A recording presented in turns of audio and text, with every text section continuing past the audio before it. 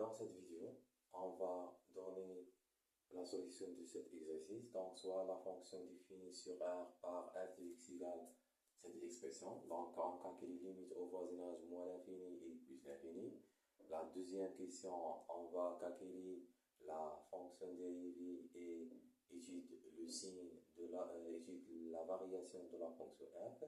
Et la troisième, on va montrer que l'équation f de x égale à 0 dans l'intervalle 1 plus l'infini, et cette solution comprend entre 1 et 2. Et la quatrième question, on va encadrer donc on va encadrer la solution de l'équation f de x égale à 0 dans l'intervalle de l'amplitude 0,5. Donc, soit x appartient à R, parce que le domaine de définition de cette fonction est égal à R, on a R de x égale à 3x à la puissance 4 moins 4x à la puissance 3 moins 2. Donc,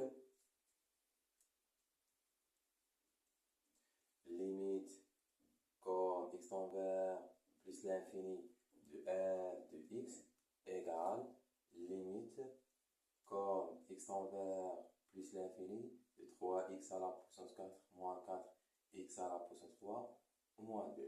Donc cette expression, ça égale limite comme x tend vers plus l'infini de 3x à la puissance 4, parce que cette expression est fonction polynomiale, donc limite au voisinage plus l'infini équivalent limite de cette expression, et 3x à la puissance 4. Cette expression, ça égale à plus l'infini. Et limite comme x tend vers moins l'infini de r de x égale limite comme x tend vers moins l'infini de 3x à la puissance 4 moins 4x à la puissance 3 moins 2. Donc, cette expression, ça égale à limite comme x tend vers moins l'infini, puisque cette expression fonction polynomiale, donc la limite au voisinage moins l'infini équivalent limite au voisinage moins l'infini de cette expression, puisque 4 est pair et 3 possible, donc limite au voisinage moins l'infini égale plus l'infini.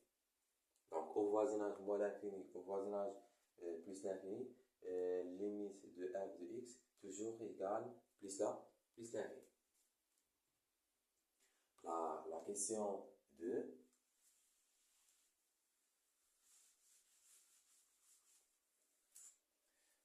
La question 2, donc 2a. Donc 2a, calculer la fonction dérivée. Donc on a f fonction polynomiale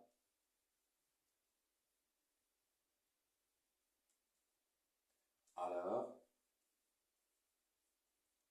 f fonction dérivable sur A, R, la dérivable dans R. Donc, soit x appartient à R, on a f de x égale 3x à la puissance 4 moins 4x à la puissance 3 moins 2. Donc,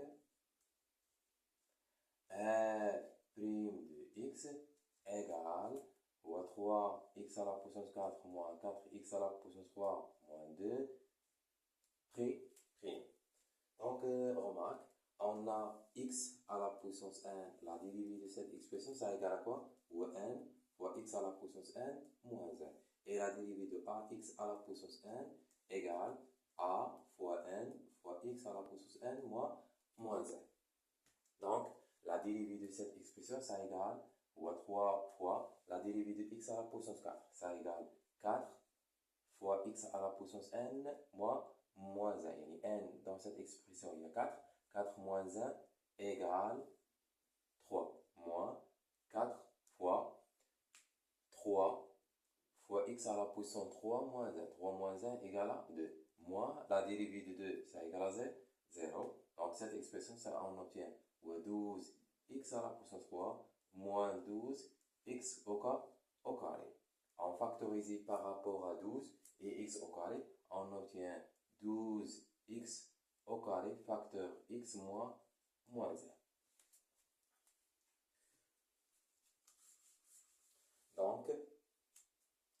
Donc f' égale à 12x au carré facteur x moins 1.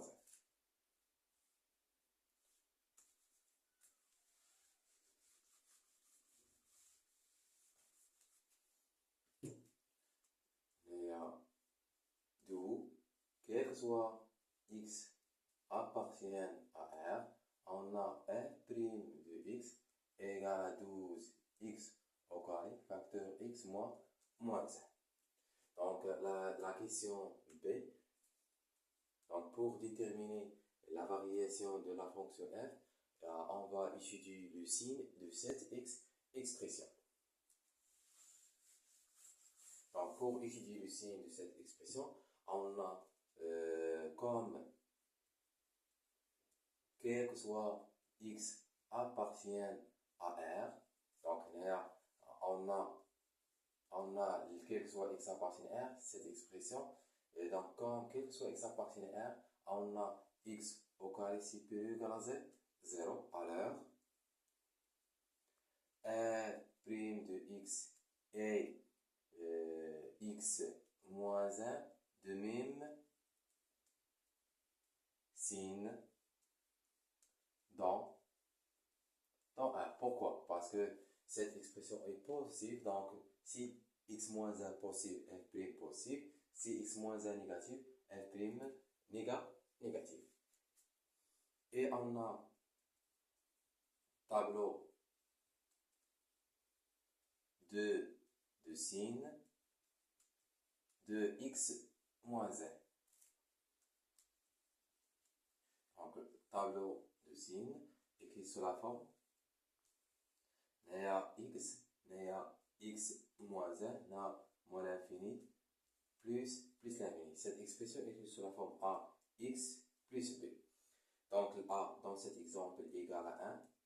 On va déterminer la solution. La solution, ça égale à 1 parce que x moins 1 égale à 0, équivalent à x égale à 1.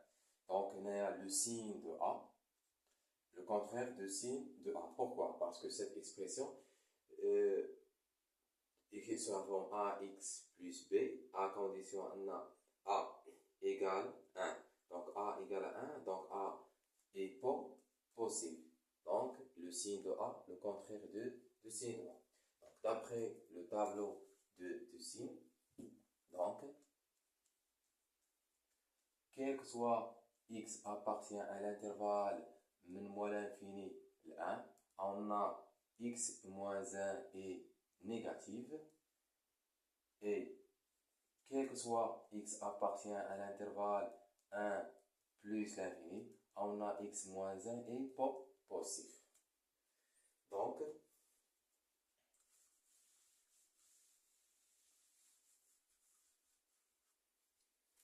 Donc,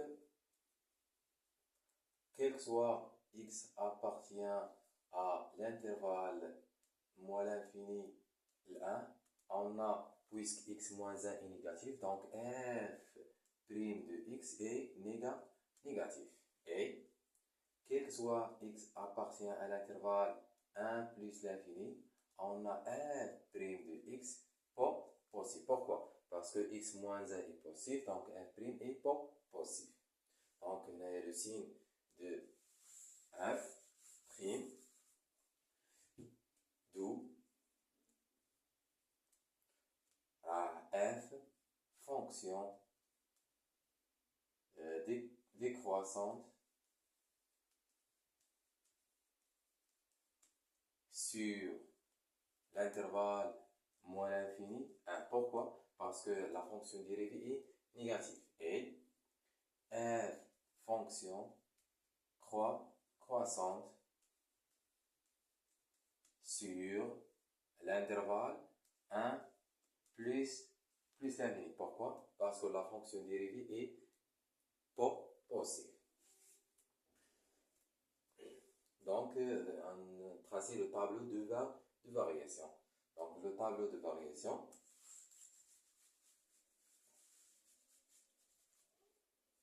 on a tableau de variation.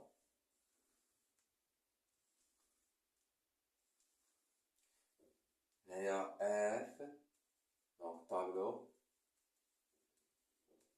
de variation de la fonction f et. Donc on a f' de x, on a moins l'infini plus l'infini, on a 1. Donc remarque, on a f de x' égale à quoi? Ou 12x au carré facteur x moins 1. Donc cette expression s'aligne fois 1. Donc on a possible, on a négatif. Mais dans ce cas, on a f' égale à quoi? Ou 12x au carré. Donc cette f' égale à 0 si x égale à 0 ou bien x égale à 1. Donc on a un dire 0. On a un dire négatif. Et donc on a f de x, donc décroissante et fonction croissante. On va calculer l'image de 1. Donc on a f de x égale à quoi? Égale à 3x à la puissance 4 moins 4x à la puissance 3 moins 2. Et donc f de 1 égale 3 fois 1 à la puissance 4 moins 3 fois 1 à la puissance 3 moins 2 égale à 3 moins 4 moins 2. Cette expression, ça égale 3 moins 6 égale à moins 3. Et donc, les remarques, on a f de 1 égale à moins 3. On a moins 3.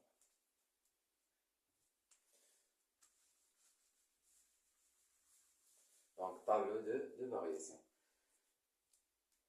Dans l'intervalle, moins l'infini plus l'infini. La question 3 montre qu'on a f de x égale à 0 admis unique solution. Donc, pour montrer que f de x admis une solution unique, il suffit de montrer 3 conditions. Donc, les 3 conditions. La première condition et la deuxième condition et la troisième condition. Donc, la première condition, donc, on montre une f fonction continue. Et la deuxième condition, une f fonction strictement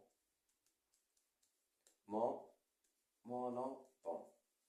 Et la troisième condition, 0 appartient l'image de l'intervalle. De l'intervalle I, à condition une fonction continue sur I ou une fonction strictement monotone sur I. Donc, pour montrer une f de x égale à 0 admis unique solution, donc il suffit de montrer on a 3 conditions. Une fonction continue, une fonction strictement monotone et 0 appartient à l'image de I. Donc, première condition.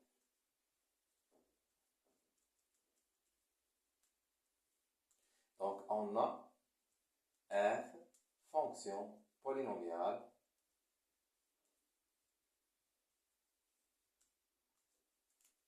alors f fonction continue sur R. Or, l'intervalle 1 plus l'infini incluant R, alors f fonction continue sur l'intervalle 1 plus l'infini. Donc, la deuxième est la première condition. Et la deuxième condition, on montre une f fonction strictement monotone. Donc, pour montrer une f, la deuxième condition, pour montrer une f strictement monotone, donc d'après la question précédente, donc d'après la question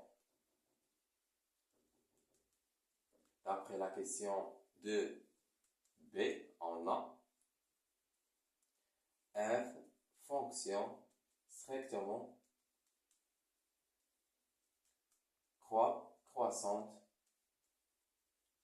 sur l'intervalle 1 plus l'infini. Donc, la f strictement monotone sur l'intervalle 1 plus l'infini. Et la troisième condition,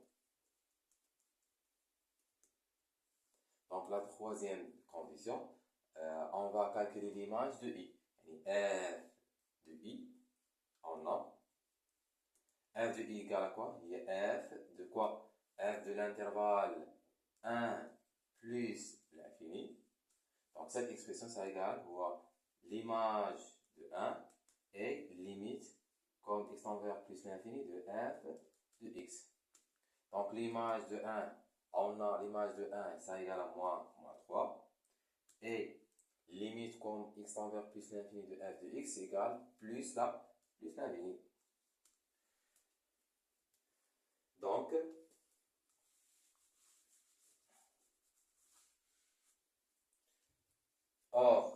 puisque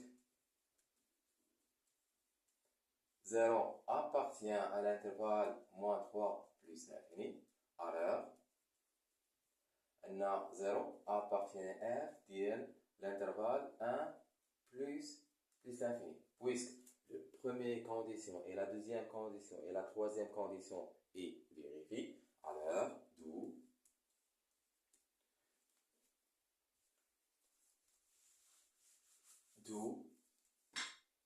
l'équation f de x égale à 0 admis une unique solution solution alpha dans l'intervalle 1 plus l'infini. Pourquoi? Parce que f fonction strictement monotone, strictement croissante et monotone et 0 appartient. Puis vérifier que alpha comprend entre 1 et 2. Donc on va calculer l'image de 1 et l'image de 2. Dans cet exemple, on va calculer l'image de 1 et l'image de 2. Donc on a f de x égale 3x à la puissance 4 moins 4x à la puissance 3 moins 2. Donc f de 1 égale 3 fois 1 à la puissance 4 moins 4 fois 1 à la puissance 3 moins 2. Donc cette expression 3 moins 4 moins 2 égale à 3 moins 6 égale à moins 3. On a l'image de 1 déjà calculée. L'image est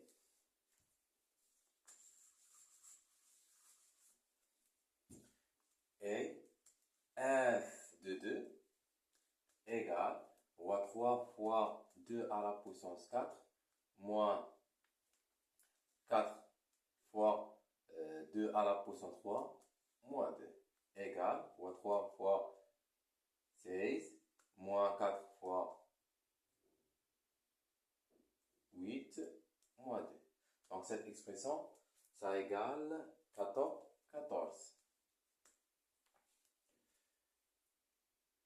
Puisque f de 2, donc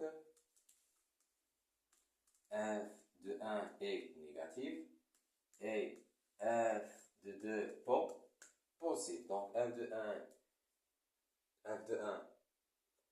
donc négatif ou f de 2 positif. Donc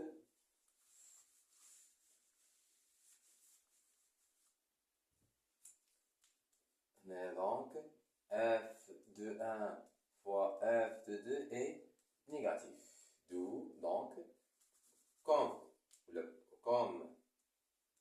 f fonction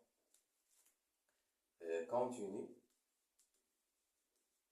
et strictement croissante, donc sur l'intervalle 1 plus l'infini, alors f fonction continue est strictement croissante, donc strictement croissante sur l'intervalle 1, 1, 2, car l'intervalle 1, 2 inclut dans l'intervalle 1 plus l'infini.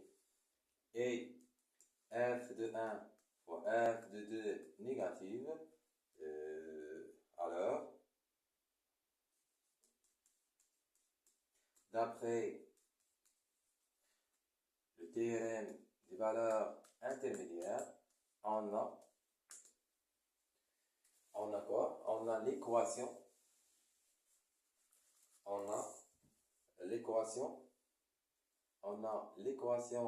f de x égale à 0 admis une unique solution alpha dans l'intervalle ouvert 1 et 2. C'est-à-dire alpha compris entre 1 et 2. Donc, donnez l'encadrement de 4. La question 4. Donnez l'encadrement de alpha. De l'amplitude 0,5. Donc, on a alpha compris entre 1 et 2. Donc, l'amplitude est donc 2 moins 1. 2 moins 1 égale à 1. Donc, l'amplitude de cet intervalle voit le 1 parce que 2 moins 1 est 1. Dans ce cas, on va calculer le centre. Yani C, ça égale à quoi? Ou A plus B sur 2. C'est-à-dire qu'il y a 1 plus 2 sur 2 égale à 3 sur 2. Donc, on a. Et dans cet exemple, on va calculer l'image de cette nombre. Donc, f de 3 sur 2. Donc, pour calculer l'image de f sur 3, on remplace 3 sur 2, on remplace x par 3 sur 2. On obtient la valeur approchée, qui est moins 0,32. On a cette expression est négative. Donc,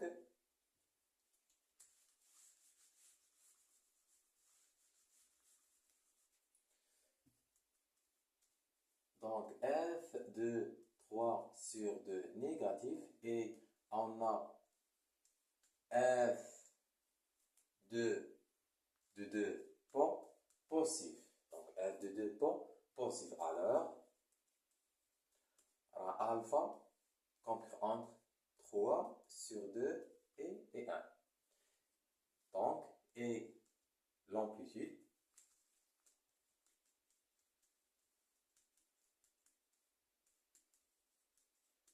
donc, ou 1 moins 3 sur 2. Ou 1 moins 3 sur 2. Il y a 2 moins 3 sur 2 égale à 1 sur 2. Donc, cette expression est égale à 0,5. Donc, d'où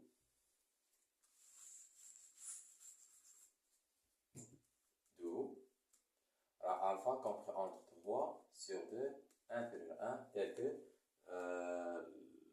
l'amplitude de cet intervalle, ça égale à 0,5. Pour donner la réponse de cette question, donc on a donc la question 1. Donc pour donner l'encadrement, on va déterminer l'intervalle AB. Donc tel que B moins A égale à 0,5. Pour déterminer AB tel que B moins A égale à 0,5, donc dans ce cas, on a A dans cet exemple égal à 1 et B dans cet exemple égal à 2. Et B moins A, il est 2 moins 1, égale à 0, égale à 1. Et donc, on va calculer, on va déterminer le centre de cet intervalle. Donc, C, on note C. On a C, ça égale à quoi? Ou à A plus B divisé par 2. C'est-à-dire ou à 1 plus 2 sur 2. Ça égale 3 sur 2. Dans ce cas, on va calculer l'image de C, c'est-à-dire l'image de 3 sur 2. Et f de C, c'est-à-dire il y a f de 3 sur 2. Donc f de 3 sur 2, on remplace 3 sur 2, on remplace x par 3 sur 2, on obtient la valeur approchée. Donc c'est égal à moins 0,32, ou bien la valeur est exacte. Donc on utilise le signe. Donc on a l'image de 3 sur 2 négative. Donc comme f de C, c'est-à-dire il y a négatif, alors alpha appartient, donc on a l'image de 2 est positive, ou l'image de 1 négative, et l'image de C négative. Donc si l'image de C est négative, alors alpha comprend entre 3 sur 2 et 2. Supposons un f de C positif. Si f de C positif, donc alpha comprend entre 1 et 3 sur 2.